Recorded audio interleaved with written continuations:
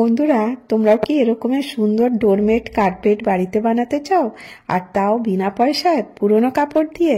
Hello বন্ধুরা, কেমন আছো তোমরা সবাই? আশা করি প্রতিদিনের মতন তোমরা খুব ভালো আছো। আজকে আবার চলে এলাম একটা নতুন ভিডিও নিয়ে। আজকে আমি তোমাদের সাথে এই যে আইডিয়াটা শেয়ার করব, সেটা সম্পূর্ণ পুরনো কাপড় দিয়ে। তো এখানে আমি একটা পুরনো চালের বস্তা নিয়েছি, আর এখানে নিয়ে নিচ্ছি একটা পুরনো চাদর। তো দেখো, আমাদের প্রত্যেকের বাড়িতেই এরকমের পুরনো চাদর থাকে, আর চালের বস্তা তো প্রত্যেকের বাড়িতেই থাকে। তো আজকে আমি যে ডোরম্যাট বা কার্পেটটা বানাবো, একটু বড় সাইজের বানাচ্ছি। তো দেখো, এটার কোনো মেজারমেন্ট আমি তোমাদেরকে দিলাম না, কারণ তোমাদের কাছে যত বড় থাকবে সেটার অনুসারেই বানাতে পারো। আর চাদরটা দেখো, আমি চারপাশে এরকম করে সেলাই করে দিয়েছি, আর একটু অংশ খোলা রেখেছি। তো দেখো, প্রথমে আমি চারপাশটা কাপড় যে এক্সট্রা ছিল সেটা কেটে সরিয়ে দিচ্ছি। আর এখানে দেখো, যে কোনাগুলো আছে সেই কোনাগুলো একটু একটু করে কাট করে দিচ্ছি, কারণ এটা যখন আমি সোজা করব তাহলে যেন কাপড় এখানে জমা না থাকে। এইভাবে দেখো, একটু অংশ যেখানটা খোলা রেখেছিলাম সেখান থেকে এটা আমি এইভাবে সোজা করে নিচ্ছি। আগের ভিডিওতেও তোমাদেরকে আমি এরকম করে দেখিয়েছিলাম কিভাবে এটা লাগিয়েছি। তো পুরো পাশটাই সেলাই করেছি, একটু অংশ খোলা রেখেছি, ওই জায়গাটার থেকে এটা আমি সোজা করে নিলাম। তো আসলে কি হবে, তাহলে পরে এটা খুব মজবুত হবে, আর এটা ফিনিশিংয়ের সাথে হবে। তো দেখো, কোনো যে বস্তার যে প্লাস্টিক কোথাও দেখা যাচ্ছে না। এবারে আমি এটার মেজারমেন্ট দেখো, একটা মিডিল পয়েন্ট নিয়ে নিচ্ছি, আর এই মিডিল পয়েন্ট দিয়ে কিন্তু আমি এটা ড্র করব। তো তোমরা এই দুপাশের মিডিল পয়েন্টটা নিয়ে নেবে, আর নিয়ে কোনো বড় স্কেল বা ইঞ্চি টেপ দিয়ে তোমরা এরকম করে ড্র করে নেবে। তো দেখো, ড্রটা আমি ব্ল্যাক মার্কার দিয়ে করছি, আশা করব তোমরা দেখতে পাচ্ছ। তো খুব আস্তে করছি না, কারণ ভিডিওটা বড় হয়ে যাবে বলে, শুধুমাত্র তোমাদেরকে আমি আইডিয়া দিচ্ছি যে কিভাবে করতে পারো। এবারে তোমরা এইভাবে বা অন্য যে কোনো ড্র তোমরা এটা করে নিতে পারো। তো আমি এখানে এরকমের ডায়মন্ড শেপের করে নিয়েছি, আর এক ইঞ্চি দূরে দূরে আমি আরেকটা করে লাইন দিচ্ছি। তো দেখো, লাইনটা সম্পূর্ণ তোমাদের উপর, কতটা বড় করবে কতটা ছোট করবে। তো আমি এইভাবে দেখো ড্রটা করে নিচ্ছি। এই যে আইডিয়াটা, এটা খুব সহজেই হয়ে যাবে। তোমাদের কাছে যে পুরনো কাপড় থাকবে সেটাতেই কিন্তু তোমরা এটা করে নিতে পারবে। ড্রটা এই জন্য তোমাদেরকে দেখিয়ে দিচ্ছি, যদি তোমরা এইভাবে করতে চাও তাহলে কিন্তু এইভাবে তোমরা খুব সহজেই করতে পারো। আর এইগুলো করতে তোমাদের কোনো সেলাই জানার কোনো দরকার নেই, তোমরা চাইলে হাত দিয়েও কিন্তু এটা করে নিতে পারো। তো দেখো, আমি এইভাবে এটা ড্রটা করে নিচ্ছি।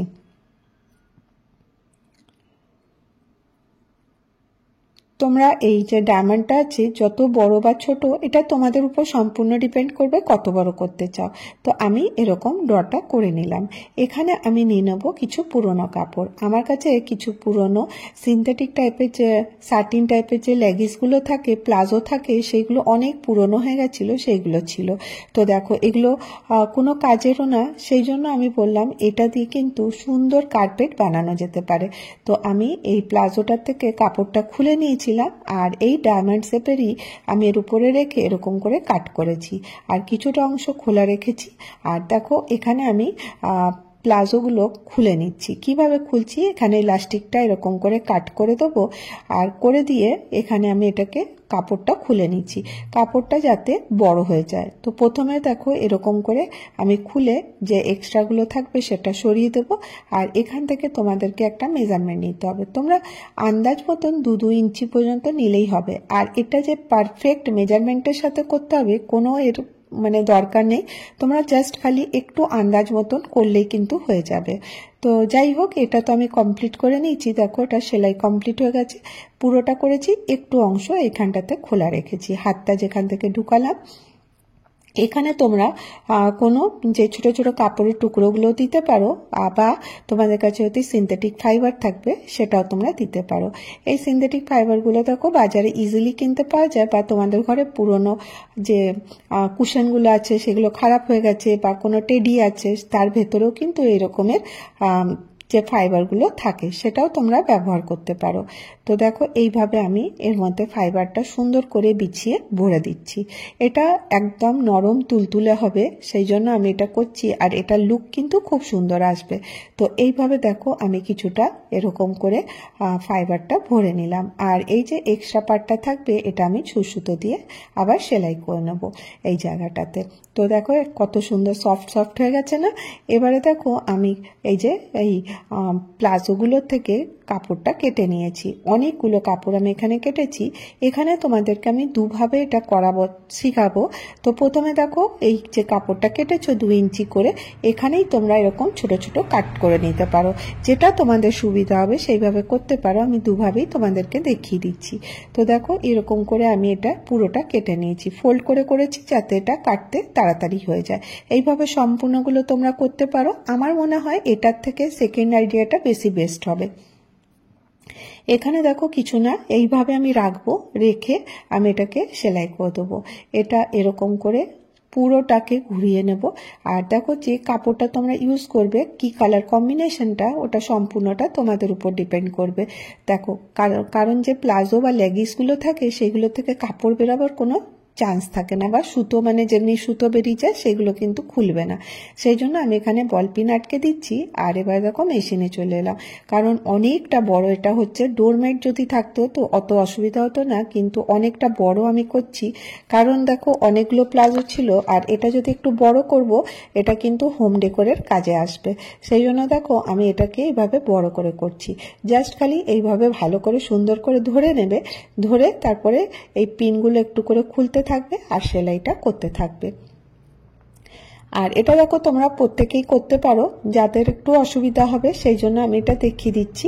এইভাবে দেখো আমি প্যাটার্নের মতন করছি। এরকম আগে এটা দিলাম, তারপরে একটু ইয়েলো দিলাম, আর যেরকম যেরকম কাপড় আমার কাছে ছিল ওইভাবেই আমি এটাকে সেট করছি। তোমরা চাইলে যে কোনো কাপড় দিয়ে কিন্তু করতে পারো, শাড়ির কাপড় দিয়ে করতে পারো, বা যে কোনো তোমাদের কাছে কাপড় আছে সেটা দিয়ে করতে পারো। এটা হওয়ার পর কিন্তু অনেকটা সুন্দর লাগে দেখতে। তো দেখো আমি এখানে এরকম করে একটু একটু কাপড় বাড়তি করে দিয়ে এরকম করে করছি। তো পুরোটা আমি এরকম রেডি করে নিয়ে চলে এসেছি। পুরোটা তোমাদেরকে দেখালাম না কারণ ভিডিও অনেক বড় হয়ে যাবে। তো দেখো আমি এরকম কালার কম্বিনেশনে করেছি। আমার কাছে 3টে লেগিস কিন্তু আমি এখানে ব্যবহার করেছি। 2টো প্লাজো ছিল আর একটা এরকম লেগিস ছিল। তো দেখো পিঙ্ক কালারে যেটা দেখছো ওটা একটা লেগিস ছিল, আর ইয়েলো আর এই যে ফুলওয়ালাটা এটা তো তোমরা দেখলে একটা 2টো প্লাজো ছিল। এবারে দেখো আমি কাটার দিয়ে এরকম করে কাট করে দিচ্ছি। তো এইভাবেও তোমরা কেটে দিতে পারো, তাহলে কিন্তু বেশি সুবিধা হবে। আর নালে পরে তোমরা এরকম আগের থেকে সেলাই মানে কেটে ব্যবহার করতে পারো। তো দেখো আমি করে তোছি, অনেকগুলো কিন্তু একটু একটু থেকে গেছে, হয়তো ছেড়ে গেছে। তো তখন এটা তোমরা খেয়াল করে নেবে, তারপরে এরকমের একটা কাটার নিয়ে নেবে, নিয়ে এইভাবে কেটে নেবে। খুব তাড়াতাড়ি কিন্তু হয়ে যায়, কিন্তু আমি এটা বড় বানিয়েছি বলে সেই জন্য একদিন লেগে গেছে। তো দেখো এরকম একটা কাটার পাওয়া যায়, এটা 20 টাকা দাম নেয়। যেখানে সেলাইয়ের জিনিস পাওয়া যায় সুতো কাটার বললেই কিন্তু দিয়ে দেবে। তো এটা 20 টাকা নেয়, এটা কিন্তু খুব কাজের।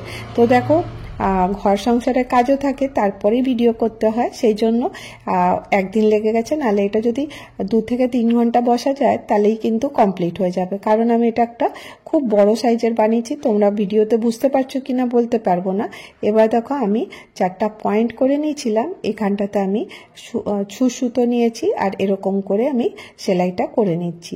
4টা পয়েন্ট দিয়ে দেবো, আর এতে কিন্তু একটু দেখতে ভালো লাগবে। তোমরা এটা চাইলে স্কিপ করতে পারো, কারণ এখানে যে আমি তুলোগুলো দিয়েছিলাম সেটা যেন একদম সেট হয়ে বসে থাকে। কারণ আমি তো সেলাই করে দিচ্ছে যে এটা থেকে তুলো বেরোবার কোনো সিন নেই, কিন্তু তাও আমি এটাকে সুন্দর করে লক করে দিচ্ছি, জাস্ট খালি এটা দেখতে ভালো লাগবে বলে। তোমরা বিশ্বাস করো এটা কেউ বলবে না তোমরা পুরনো লেগিস বা প্লাজোর কাপড় দিয়ে বানিয়েছো। তো দেখো আমাদের বাড়িতে অনেক এরকমের কাপড় অযথা পড়ে থাকে, তো আমরা এটা ব্যবহার করি না। অনেক ছেঁড়া কাপড়ও থাকে যেটা হয়তো কাউকে দেওয়ার যোগ্যও না, কিন্তু কালার ভালো থাকে। তোমরা কিন্তু এইভাবে করে নিতে পারো। তো দেখো এটা সিনথেটিক কাপড়েরই করেছি, কতটা লুকটা ভালো এসছে তোমরাই বলবে। এইভাবে দেখো আমি পুরো লক করে দিলাম। তো খুব সহজেই তোমরা এরকম ডোরম্যাট বা কার্পেট বড় ছোট বিভিন্ন সাইজের বানিয়ে নিতে পারো। তো কেমন লাগলো তোমাদেরকে আইডিয়াটা জানাতে ভুলো না। যদি তোমাদেরকে ভিডিওটা ভালো লাগে তো অবশ্যই একটা করে লাইক করো, আর যদি অনেক ভালো লাগে তাহলে চ্যানেলটা অবশ্যই সাবস্ক্রাইব করে নিও। লাইক আর সাবস্ক্রাইব একদমই ফ্রি। তো আশা করব তোমাদেরকে ভালো লেগে থাকবে। আবার দেখা হবে নেক্সট ভিডিওতে। ভালো থেকো, সুস্থ থেকো, বাবা।